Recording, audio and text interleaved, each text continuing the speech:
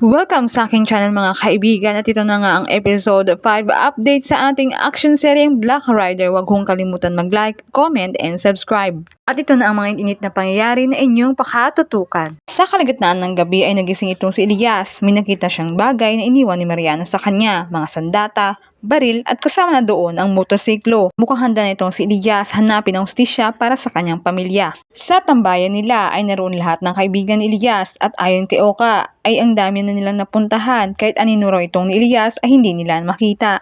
Ilang buwan na kasi ay wala pa rin itong si Elias. Napaisip tuloy sila na baka totoo ang mga kumakalat na balita na wala na itong si Elias. Ngunit hindi sumang-ayon itong si Miguelito. Ayon sa kanya, hindi siya mawalan ng pag-asang hanapin si Elias. Dagdag pa niya, isang araw baka umuwi itong si Elias. Bago pa man sila umalis ay may dumating na grupo ng mga riders. Ito ay pinapangunahan ni Marlo. Ayon kay Marlo, aangkinin na daw nila ang tambay ng mga biyaherong riders. Ngunit hindi sumang-ayon ng mga grupo nila Miguelito, kasama nito ang mga biyaherong riders. Sabat ni Marlo, wala na silang magagawa dahil wala na yung basagolero magtatanggol sa kanila. At doon na nagumpisa ang rambulan sa dalawang grupo ng mga riders. Sa gitna ng kanilang rambulan ay may isang lalaking hindi kilala na tumulong sa mga biyahero at dahil sa tulong ng lalaking iyon, nagsialisa ng mga grupo ni Marlo. Nang nakarap niya ang mga biyahero, tinanong nga ito kung kilala ba nila ito. Ngunit ang misteryong lalaki ay umalis na rin. At yan lamang po mga kaibigan at pakakaabangan ng mga sumusunod. Maraming salamat po sa panonood.